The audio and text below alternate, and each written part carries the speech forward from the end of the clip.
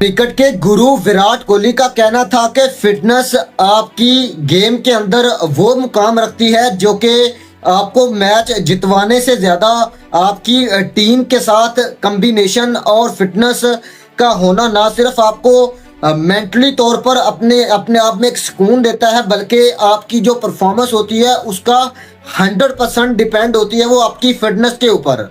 और आपकी जितनी ज़्यादा फिटनेस अच्छी होगी आपकी फॉर्म भी उतनी अच्छी होगी।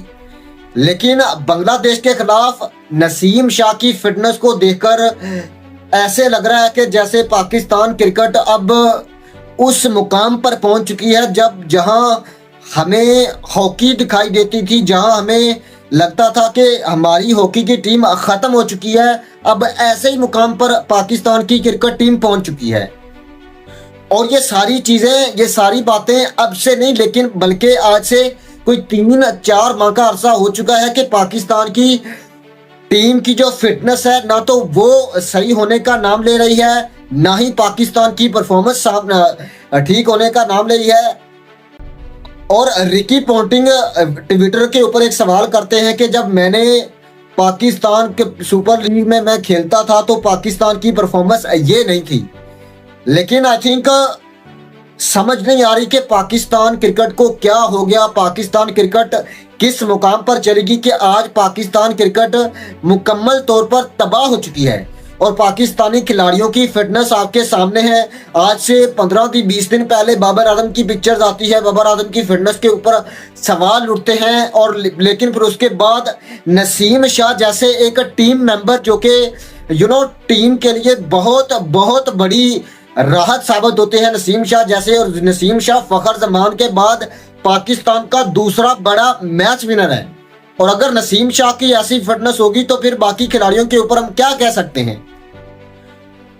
पाकिस्तान की खिलाड़ियों की फिटनेस को देखते हुए अब सवाल तो बहुत बड़े उठना शुरू हो चुके हैं पाकिस्तान टीम के ऊपर, पाकिस्तान के खिलाड़ियों के ऊपर कि अब पाकिस्तान क्रिकेट कहां पर जाकर स्टैंड करेगी। क्योंकि अब एक मुकाम था जब वकार यूनुस, वसीम अकरम और इमरान खान जैसे बड़े बड़े एक नाम की वजह से पाकिस्तान क्रिकेट जानी जाती है। लेकिन पिछला 1 साल पाकिस्तान क्रिकेट इतनी नीचे आई, पाकिस्तान की क्रिकेट इतनी ज़्यादा बर्बाद हुई है कि पाकिस्तान क्रिकेट को अब बड़े बड़े खिलाड़ी शौक हो रहे हैं कि पाकिस्तान क्रिकेट कहां पर चली गई है।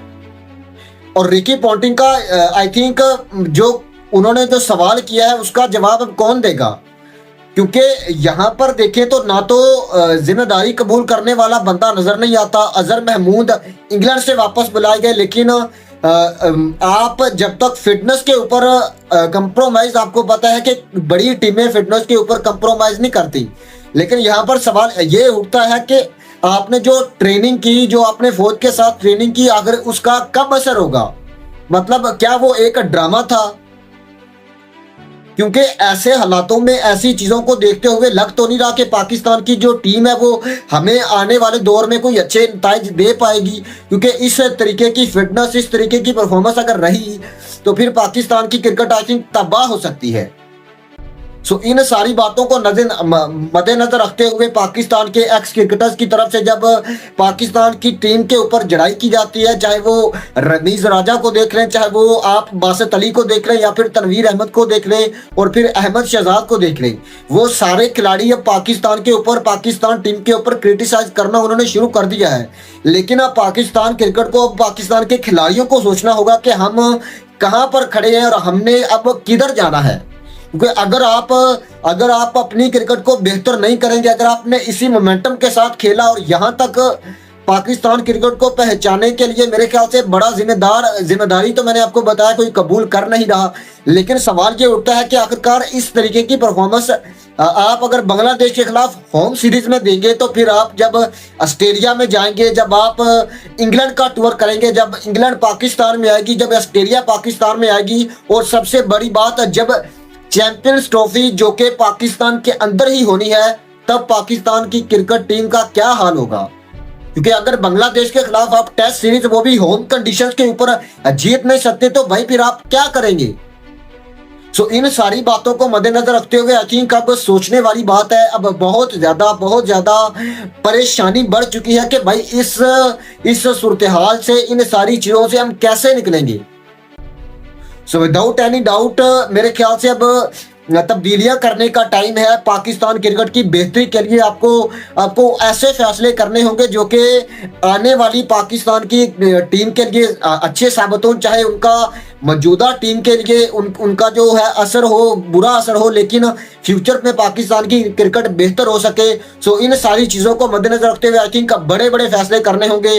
आपको कुछ ऐसे चंद बड़े प्लेयर्स हैं जिनके ऊपर बहुत बड़ा सवालिया निशान है, आपको उनको टीम से आउट करना होगा, आपको उनको टीम से बाहर करना होगा अगर आपने टीम की परफॉर्मेंस अच्छी करनी है, अगर आपने टीम के लिए कुछ करना है। क्योंकि अगर इस तरीके से परफॉर्मेंस रही तो पाकिस्तान क्रिकेट एक दिन हॉकी की तरह मुकम्मल तौर पर खत्म हो जाएगी। और जिसका जब एक चीज समझ नहीं आ रही कि पाकिस्तान क्रिकेट टीम के इंग्लैंड, ऑस्ट्रेलिया, इंडिया, न्यूजीलैंड जैसी टीमों को टक्कर देती थी, और पिछले एक साल में हम जिम्बाब्वे से लेकर अफगानिस्तान, फिर आयरलैंड, फिर उसके बाद अगर देखें तो हम यूएसए, सबसे बड़ी बात यूएसए से हारे। और फिर उसके बाद अगर देखें तो हमारी टीम जो है वो जनाब आप सही से अगर देखें तो पाकिस्तान की टीम उसके बाद यूएसए के अलावा अब बांग्लादेश के खिलाफ जब टेस्ट मैच में अपने होम ग्राउंड पर आती है तो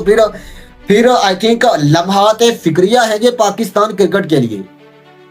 क्योंकि अगर आप इस तरीके से मैंने, और मुझे तो समझ नहीं आ रही कि अजहर महमूद, गैरी क्रिश्चियन और आपके पिच ट्रेनर, फिटनेस ट्रेनर, वो आखिरकार कहाँ सोए हुए हैं। अगर खिलाफ के नसीम शाह जो कि एक आपके आइकॉन है आपकी टीम के, अगर उनकी फिटनेस का ये हाल है तो फिर बाकी खिलाड़ियों के ऊपर तो सवालिया निशान उठेगा।